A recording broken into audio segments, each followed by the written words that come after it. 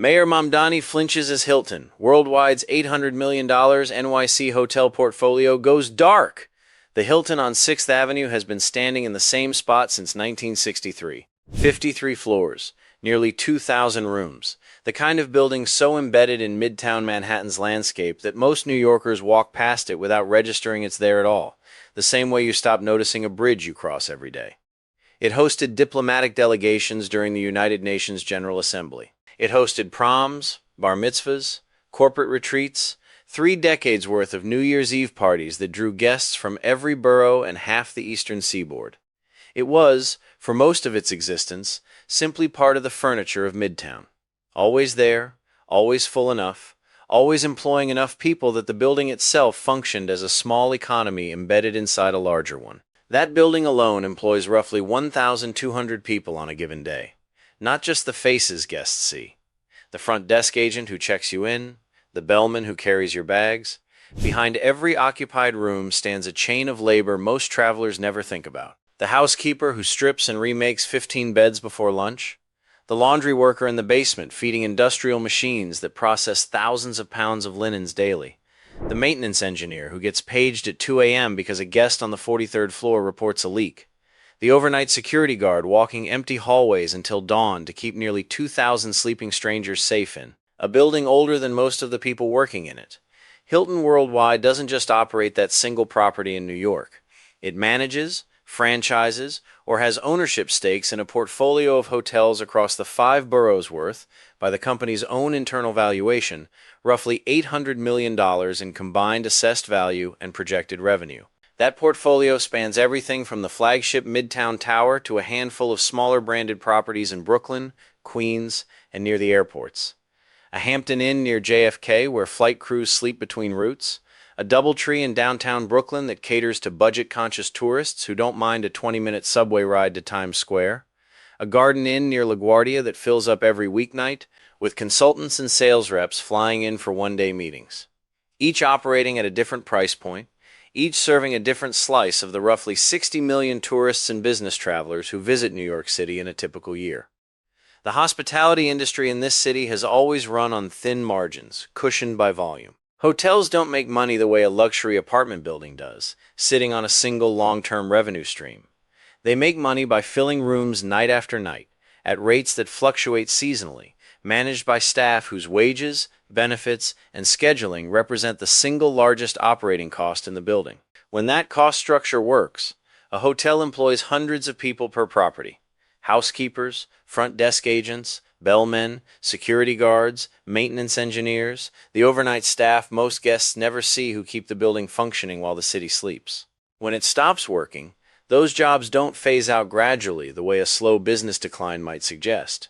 They disappear in clusters, property by property, as an operator runs the numbers and decides which locations can sustain the new cost structure and which ones simply can't. 3 weeks ago, Hilton informed the New York City Hotel Association that it is suspending all new development, renovation, and franchise expansion activity across its entire New York City portfolio, effective immediately and indefinitely, not scaling back, suspending. The language in the filing was precise enough that industry analysts who reviewed it described it as the corporate equivalent of pulling an emergency brake. The mayor, whose administration spent the last year publicly celebrating New York's post-pandemic tourism recovery as evidence that progressive economic policy and a thriving hospitality sector aren't mutually exclusive, has offered no public comment on the suspension, a silence that stands out sharply against the volume of press conferences this administration has held on virtually every other topic. Touching the city's economy this year, there's a number buried inside the city's own hotel licensing data that nobody at City Hall has publicly connected to Hilton's decision. And once you see it, it explains with uncomfortable clarity why $800 million in hotel infrastructure just went dark. You don't have to work in hospitality for this story to matter to you. Tourism is the 3rd largest source of tax revenue for New York City, and any policy that disrupts the economics of running a hotel in Manhattan doesn't stay inside the hotel industry for long. It ripples into restaurants, retail, transportation, and every other sector that depends on 60 million annual visitors spending money in this city. Subscribe before we continue, because the number ahead didn't come from Hilton's press office. It came from a cross-reference between the city's own hotel licensing fee schedule and the operating margins Hilton reports to its investors every quarter, and almost nobody covering this story has done that math yet.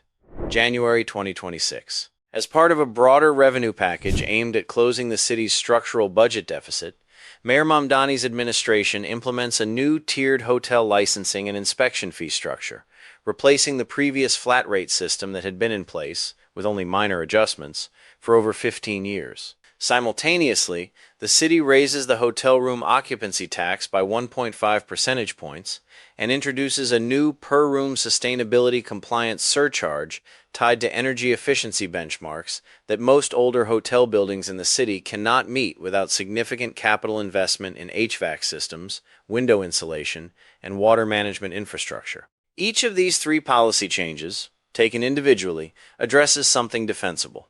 The old flat-rate licensing fee hadn't kept pace with inflation and genuinely underfunded the city's hotel inspection program. The occupancy tax increase was modest in isolation and aligned with rates charged in several other major American cities. The sustainability surcharge targeted real, measurable energy waste in an industry that is, by most environmental assessments, one of the least efficient building categories in the commercial real estate landscape. The problem isn't any single one of these changes. The problem is that all three landed on the same line of a hotel operator's budget in the same fiscal quarter, and the cumulative effect on a property already running at the margins typical of a New York City hotel is substantially larger than any individual policy's impact assessment suggested it would be.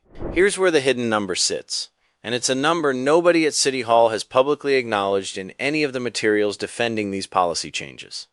Hilton's publicly reported operating margins on its managed and franchised properties in urban markets average between 8 and 12%, depending on the quarter and the property tier, according to the company's own SEC filings. That margin includes everything: management fees, brand licensing, corporate overhead allocation, and the actual property-level profit that determines whether a specific hotel stays open, closes, or gets converted to a different use. The combined annual cost increase from the three new policies: licensing fee restructure, occupancy tax bump, and sustainability surcharge, adds, by industry estimates cross-referenced against the city's own published fee schedules, roughly 3.5 to 5 percentage points of additional operating costs to a typical mid-range hotel property in Manhattan. On a hotel already running at a 9% margin, that doesn't leave a comfortable cushion for a bad quarter.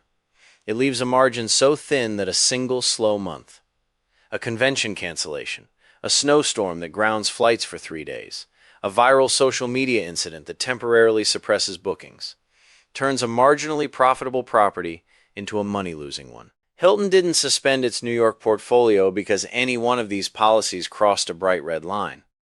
It suspended because the three of them, stacked together in the same quarter, compressed margins on roughly a third of its New York properties below the threshold at which Hilton's own internal investment criteria considers a property worth continuing to operate, renovate, or expand. That threshold isn't a secret.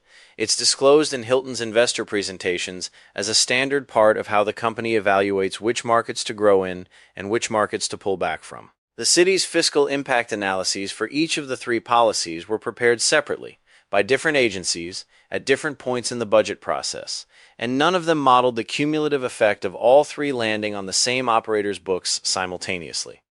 The licensing fee analysis assumed flat occupancy tax rates.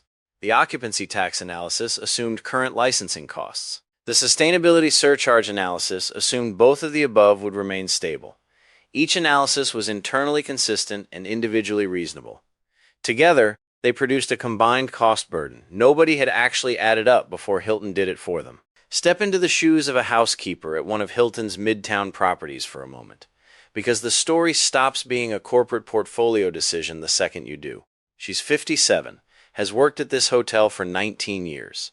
A Jamaican immigrant who started as a part-time room attendant and worked her way into a full-time position with health benefits that she depends on, because her husband's job in building maintenance doesn't offer them. 19 years of cleaning 15 rooms a day, knowing every supervisor by first name, knowing which guests leave tips and which ones leave complaints, navigating the slow, unglamorous, physically demanding rhythm of a job that most hotel guests never think about until something goes wrong.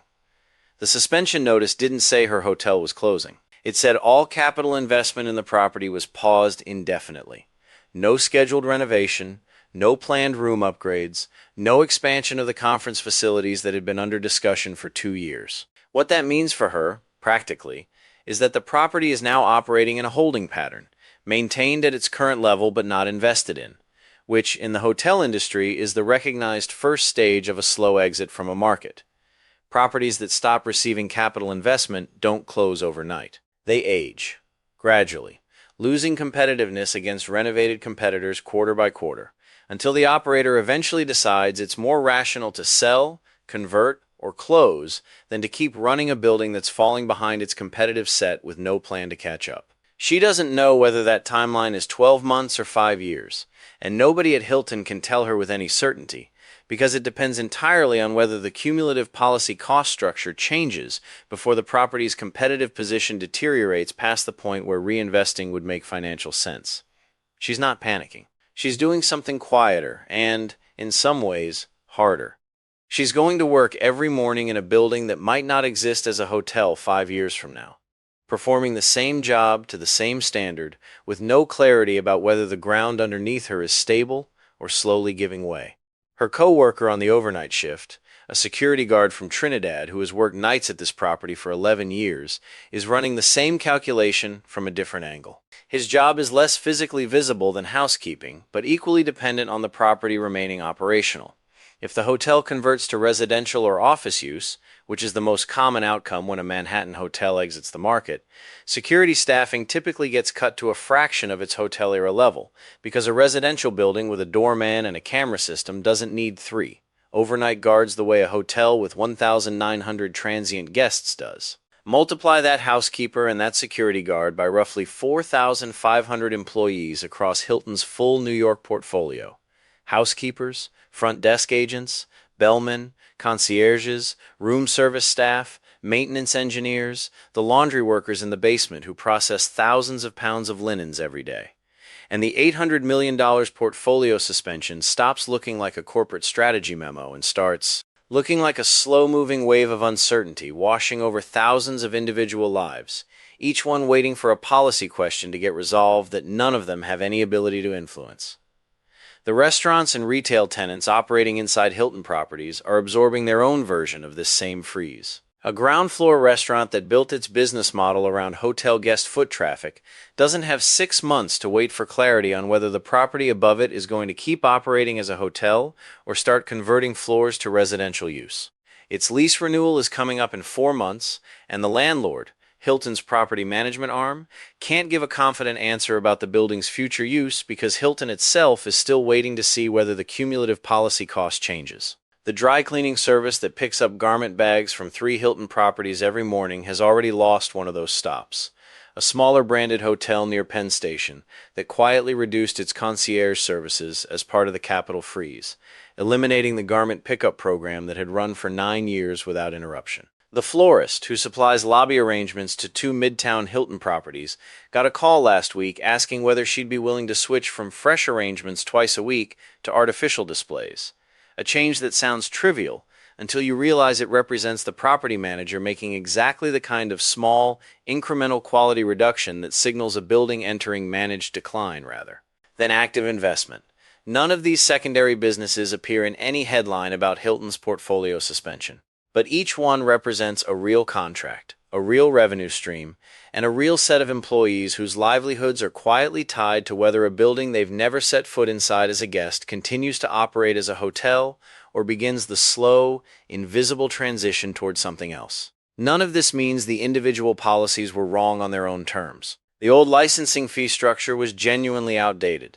The occupancy tax was genuinely lower than comparable cities. The sustainability standards target real, measurable waste in an industry that needs to modernize its energy footprint. Each of those goals holds up under fair scrutiny. What doesn't hold up is the assumption, embedded in 3 separate fiscal analyses prepared by 3 separate city agencies, that a hotel operator would experience each policy change in isolation, absorbing one before the next arrived, the way the analyses were written. In reality, all 3 arrived in the same quarter, on the same budget line, and the operator that actually had to pay all of them at once did the addition that nobody at City Hall apparently did before voting on them separately. So here's the question worth sitting with. When three individually reasonable policies stack together into a cumulative cost burden that pushes a third of a major operator's portfolio below viability, is that a failure of any single policy? Or is that a failure of a budget process that writes policies one at a time but never adds them up the way the businesses paying for them actually have to? Let us know where you land in the comments. And we're not done pulling this thread. Next, we're looking at how many other hotel operators across the city are running the same stacked cost math right now, and which neighborhoods are most likely to see properties go dark first.